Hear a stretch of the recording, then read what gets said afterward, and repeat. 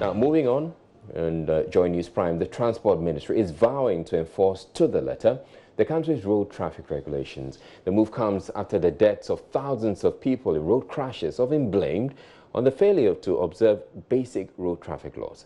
The latest is the accident on the Tamale-Kintampo road, in which at least 30 lives were lost and the bodies of the passengers burnt beyond recognition. At a meeting with members of the GPRT and other transport heads in Accra, Sector Minister Kweku Ofori-Esiama stated almost 400 people have died since Christmas. He announced the ministry, together with the Road Safety Authority and the police, will henceforth make it difficult for commercial vehicles that are not registered with any transport union in the country to operate. Any personal commercial vehicle belong to association.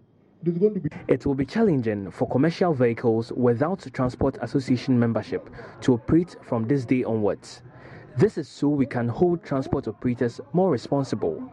We are in discussion with authorities. The National Road Safety Authority will have 100 more individuals being recruited as road safety inspectors. We hope to achieve this by the last day of April this year.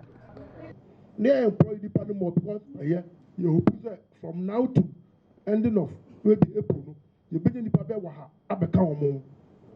road inspectors. Exactly a year ago, after over 70 people died from a road crash on the same Tamale-Kintampo stretch, which claimed 31 lives last week, President Akufo-Addo gave out a charge to the agencies involved. We've all heard of the horrific accident that took place in the early hours of this morning at Amoma Nkwanta in the Kintampo South District of the Bono region, claiming over 70 lives. My sympathies and condolences go to all the families and loved ones of the deceased. May the Almighty grant their souls peaceful rest. Last year, I set up an interministerial committee composed of the Minister for the Interior, the Minister for Roads and Highways, and the Minister for Transport to examine and propose measures to deal with the increased rate of road accidents in the country. The committee has concluded its work and has made recommendations for the consideration of the Police Council. As the police is the institution charged with the regulation of traffic on our roads, it is my hope that the recommendations will be speedily acted upon and outlawed as soon as possible.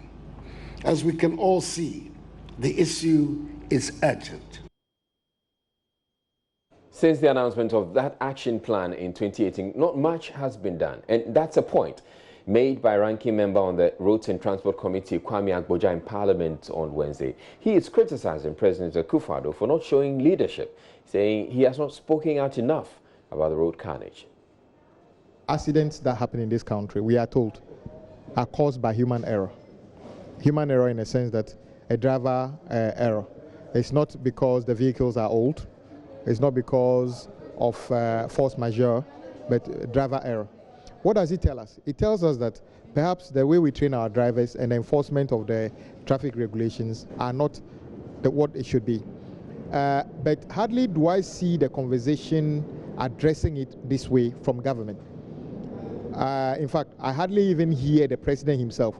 The last one which happened with Cape Coast happened a few days before the New Year's school. I was surprised it didn't even feature in the president's presentation at that point. As it happened this one, the Kintampo one, I'm here to know whether the president made a statement. Why am I saying this? It's about leadership. It's about the president leading us to feel that this is what I feel we all need to do as a people together to address this. Incident, he tweeted expressing condolence. Well, since when has the president become like Donald Trump, where conducting the affairs of government on Twitter? How many Ghanaians are on Twitter? I mean, it's a good idea. Maybe I can read. Maybe you can read. But the bulk of the people can't. So the president cannot reduce this to, I mean, what Trump is doing is even a problem for the United States in terms of running the country on Twitter. So we can't actually try to adopt that. That's not one of the things we should copy. The president should be able to speak out and tell us his roadmap. The last time it happened, He said he's put up a committee of some people to come out with some recommendation. Where are we in terms of implementing the recommendation? And where are the milestones in terms of when we do this, it's going to reduce the spate of accident by this percentage over this period? Nothing like that. No milestones, no targets or anything. Well, today at the meeting with the transport unions, Transport Minister Kweku Ofori-Asiamah said the 2020 budget has made provision for the dualization of the country's major highways. For roads and highways for budget. They are double just to begin the construction of dual carriage now.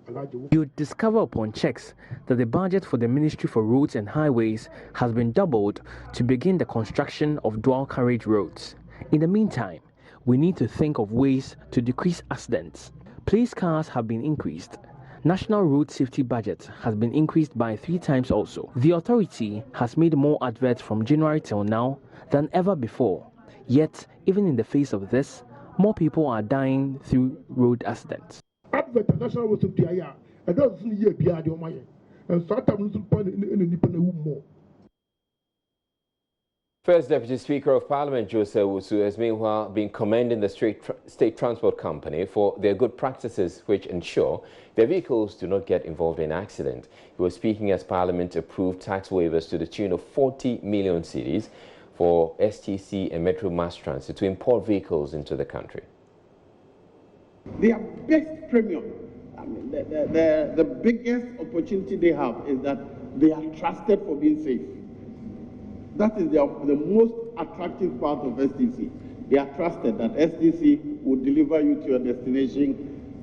Of all the reports of accidents that we have heard recently, there is none involving STC buses, because in many instances they obey the rules.